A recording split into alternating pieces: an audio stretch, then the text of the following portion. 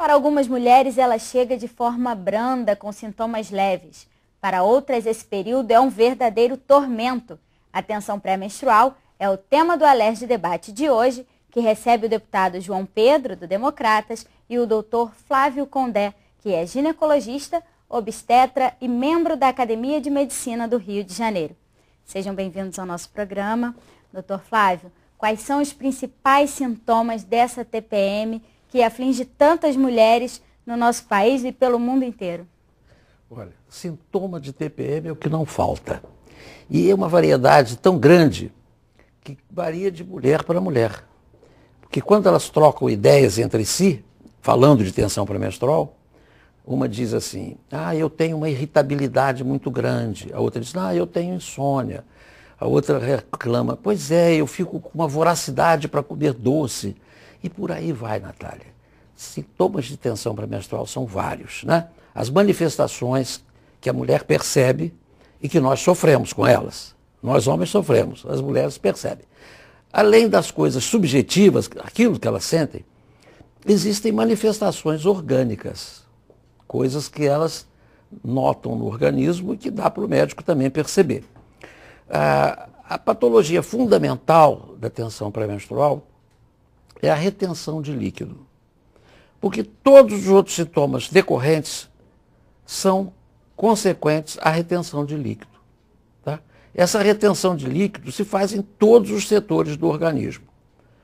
No cérebro, vai impregnar os centros do paladar.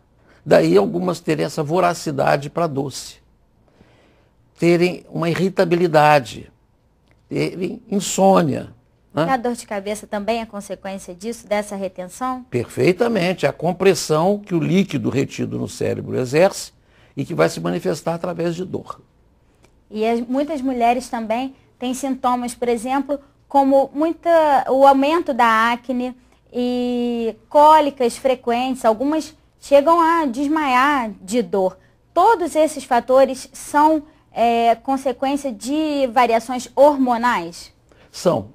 São sim, porque na tensão pré-menstrual ocorrem alterações na produção dos hormônios.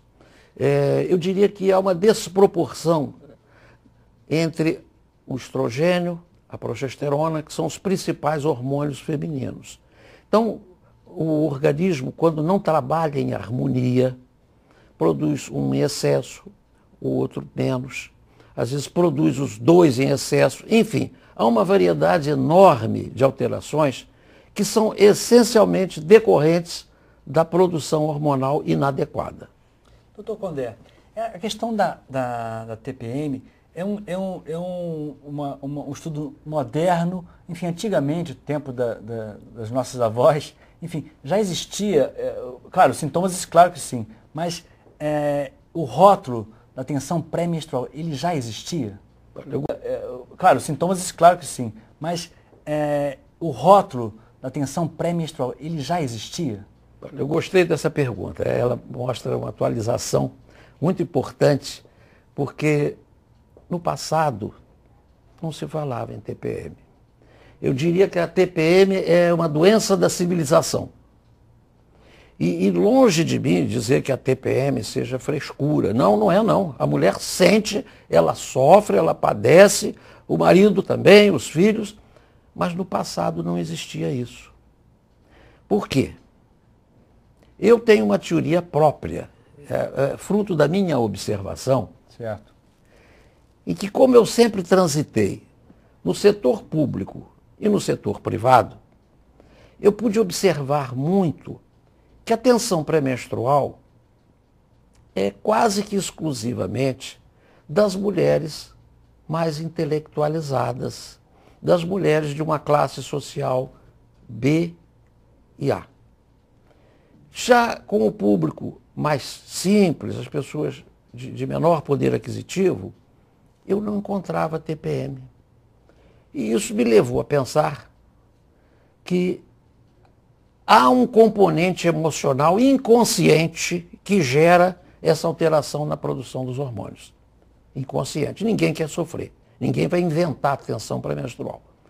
As nossas avós tinham muitos afazeres domésticos, muita coisa para resolver, e com essa atuação voltada para o lar, e as mulheres mais simples, com essa vida voltada para a sobrevivência, elas não têm tensão pré-menstrual.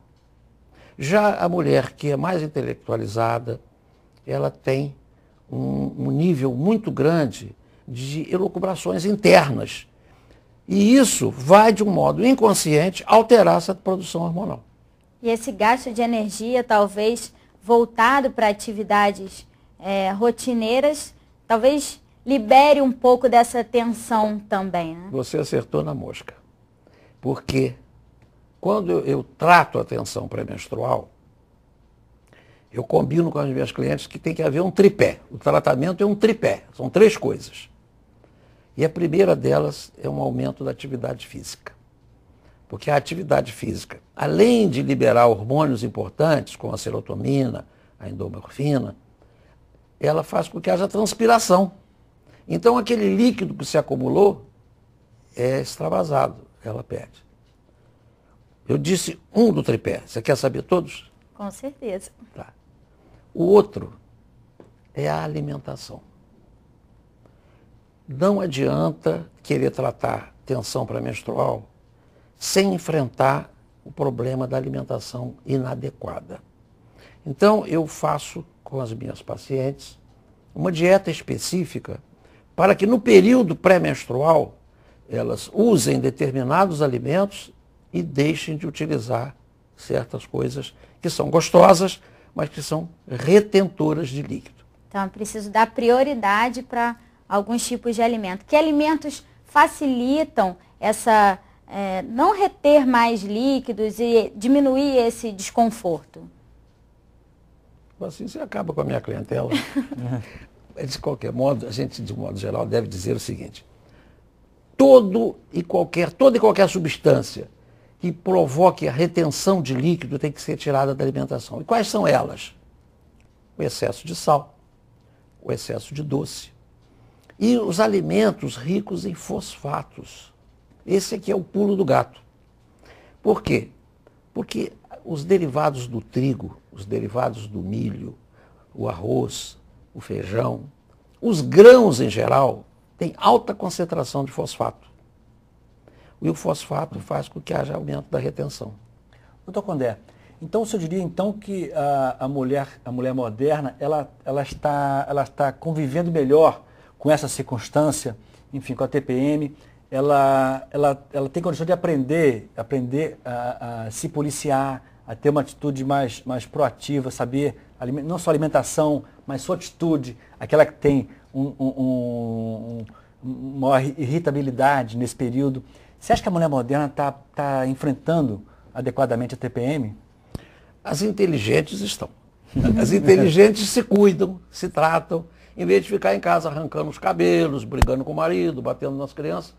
E é evidente que tensão pré-menstrual tem que ser encarado como uma patologia, como uma doença, que tem que ser respeitada, tem que ser tratada.